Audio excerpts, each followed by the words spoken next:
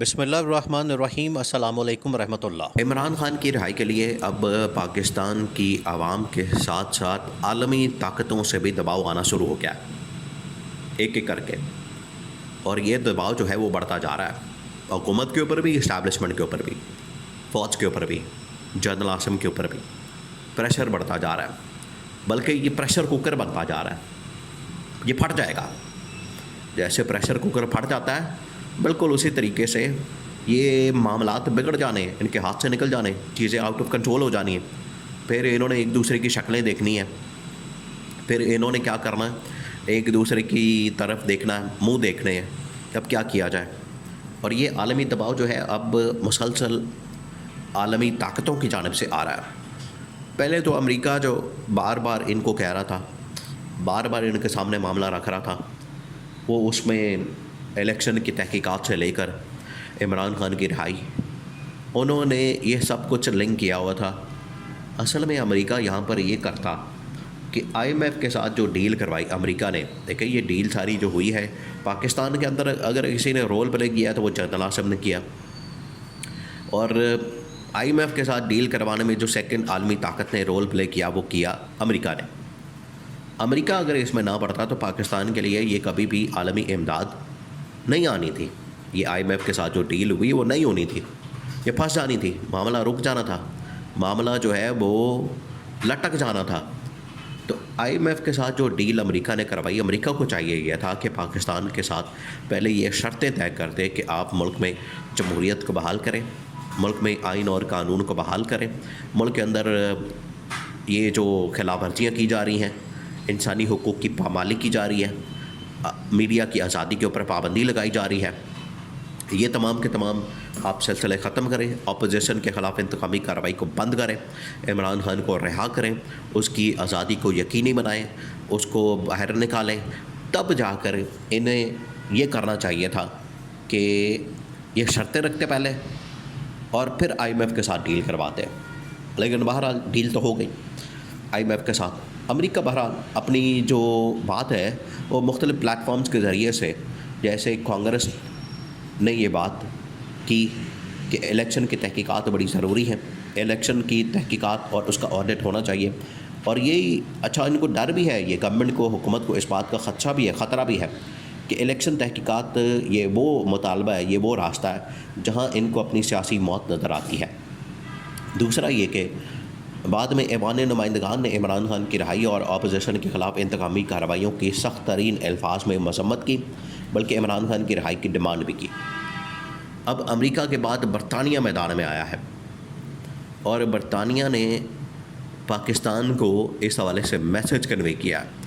وہاں کی جو اس وقت پارلیمنٹ ہے برطانیہ کی، اس کے تقریباً کچھ 40-50 ممبران نے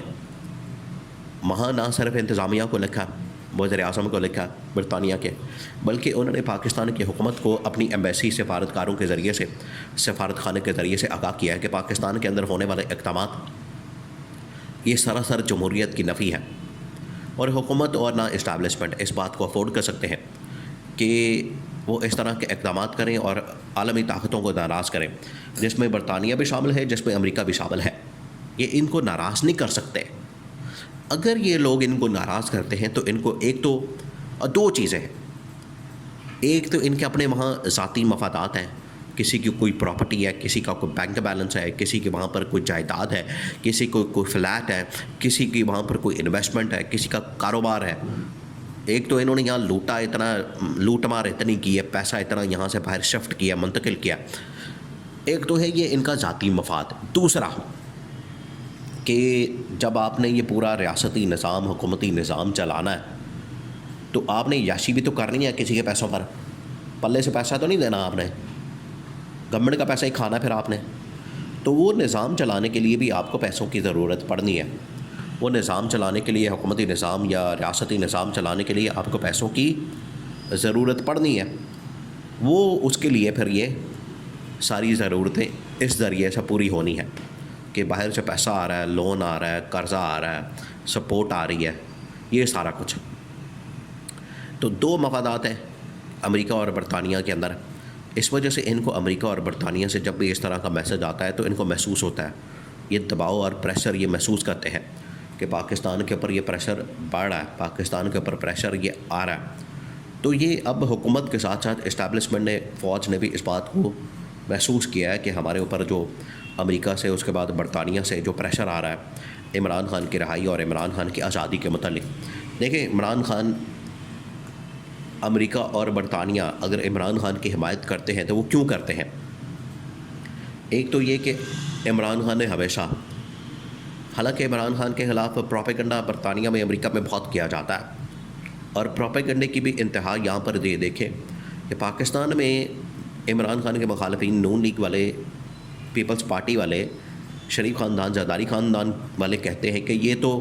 یہودی ہے۔ پاکستان میں اس کو کیا کہیں گے؟ یہ یہودی ہے، اور برطانیہ اور امریکہ میں جا کے کہیں گے کہ یہ بڑا کٹر قسم کا مسلمان ہے۔ ادھر کہیں گے بڑا کٹر قسم کا یہودی ہے، ادھر کہیں گے بڑا کٹر قسم کا مسلمان ہے۔ یہ منافقت جو ہے یہ ان کو پتہ ہے، یہ منافقت امریکہ اور برطانیہ میں نہیں چلنی۔ وہاں پر لوگ اتنے میچور ہیں، سمجھدار ہیں، تو خیر پاکستانی قوم بھی بڑی میچور اور سمجھدار ہے، انہیں پتہ ہے کہ یہ یہودی ایجنٹ اور یہ یہودی والا چورن اور یہ اسرائیلی ایجنٹ اور اس طرح کی باتیں جو ہیں وہ یہاں پر نہیں چلنی۔ آپ یہ ڈرامے اور تماشے اور یہ اس طرح کی منافقانہ قسم کی سیاست کو بند کریں۔ عوام بھی نہیں سنتی۔ اب امریکہ اور برطانیہ سے جو پریشر آ رہا ہے، یہ ان ممالک کو پتہ ہے کہ عمران خان